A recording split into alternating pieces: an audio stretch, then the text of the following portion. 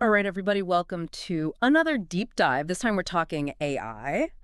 And, it's interesting because on the one hand, it feels like everyone's talking about AI and all the cool stuff it can do. Oh, absolutely. But then there's this whole other side of AI that I feel like people aren't really talking about as much, and that's the security risks, Because with any new technology, Right. there are always going to be vulnerabilities. Absolutely. And we're seeing that play out right now with this rapid adoption we've seen.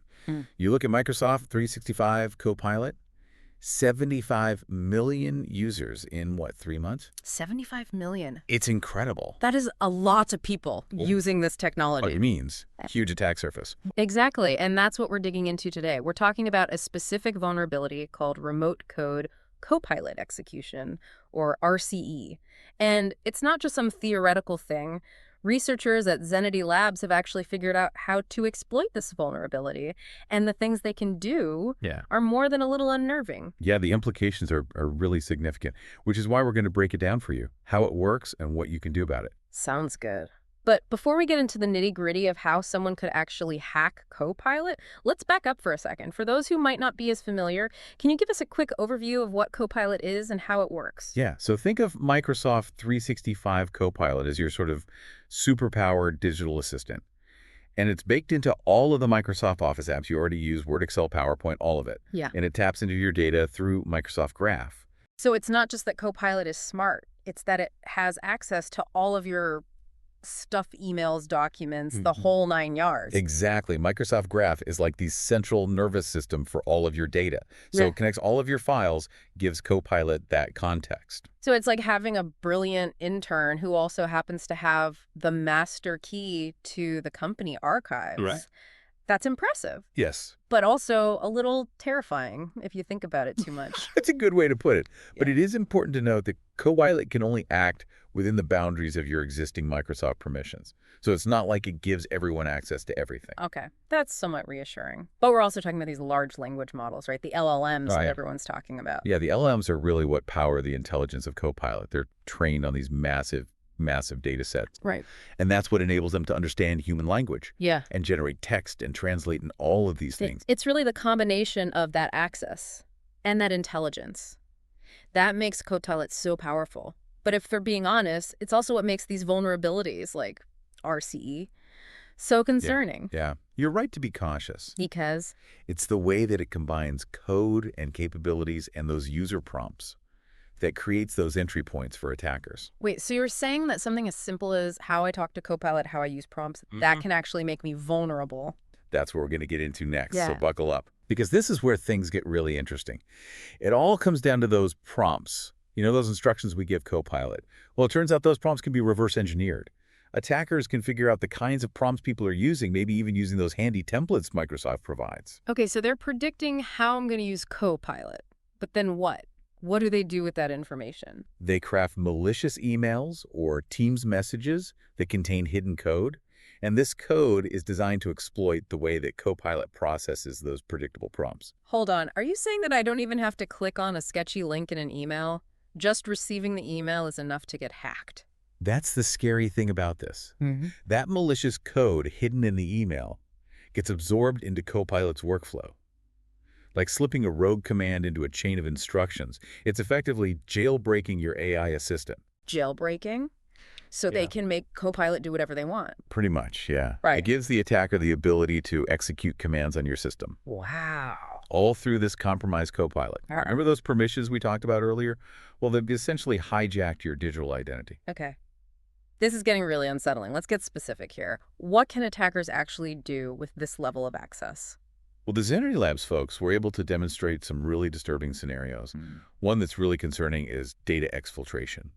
They were able to trick Copilot into gathering sensitive information and then leaking it out through something as simple as Bing search results. So instead of hacking into a secure server, they're using my AI assistant to do their dirty work. Precisely. They're exploiting the trust that we have in these tools Wow. to bypass all those traditional security measures we have in place.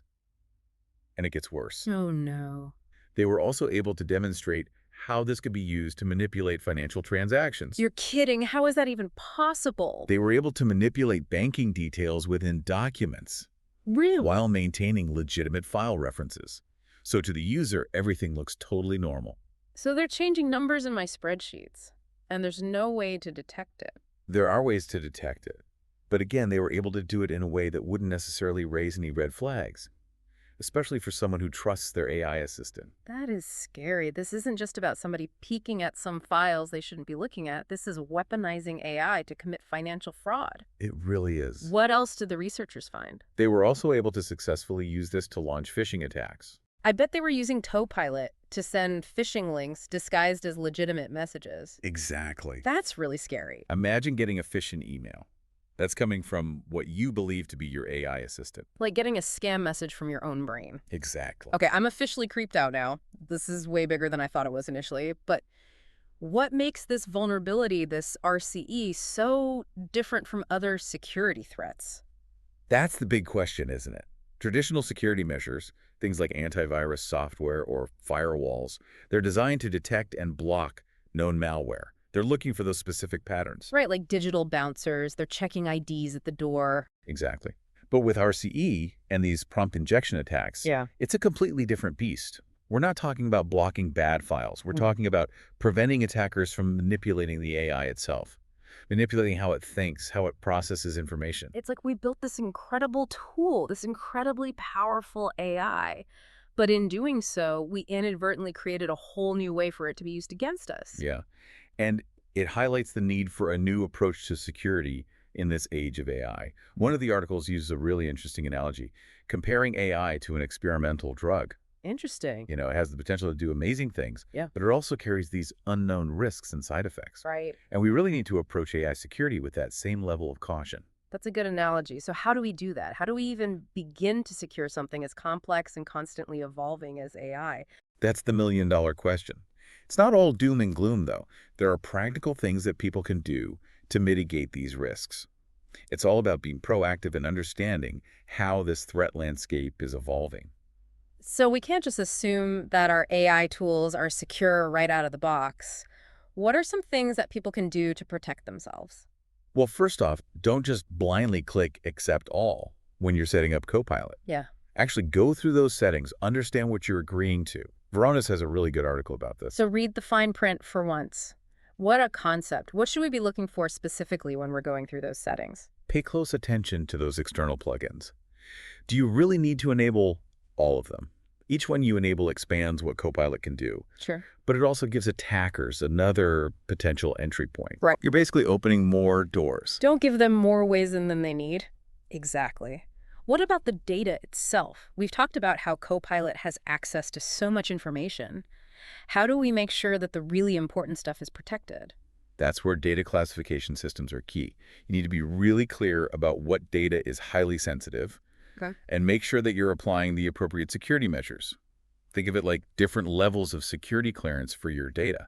So we're putting a digital lock on the really important stuff so that even if somebody does manage to trick Copilot, they can't actually get their hands on the crown jewels. That's the idea. Those are called sensitivity labels. Okay.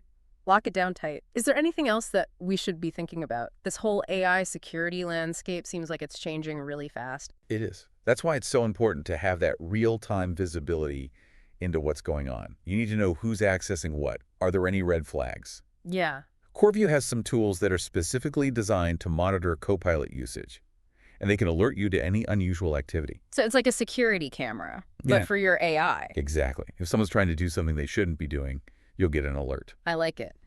So lock down those settings, implement strong data classification, and keep a close eye on everything. It sounds like we're going to need a whole new set of tools to deal with these AI-specific threats. Yeah, and we're just getting started, really. Remember that term we mentioned earlier? Promptware. Yeah. It's like malware, but for AI. A virus. Yeah, But instead of infecting your computer, it infects your AI assistant. that's a good way to put it. Yeah. And it shows why we need dedicated security solutions for AI. Right. We developed antivirus software for traditional malware. We need to do the same thing for promptware. This is really interesting. It's exciting to think about all the things AI can do, but we need to be really careful about the risks. For sure. It's not something that we can ignore any longer. It's everyone's responsibility. So to sum things up for our listeners today, AI is powerful, but it's not invincible. Don't be afraid to get in there and adjust those settings. Lock things down. Keep a close eye on things. And if something seems off, don't be afraid to ask. Exactly. Because, as we've learned today, the biggest dangers are often the ones that we don't even know to look for. That's all the time we have for today's deep dive into the wild world of AI security. We hope you found this insightful and that you feel empowered to navigate this new frontier safely. Until next time, stay curious.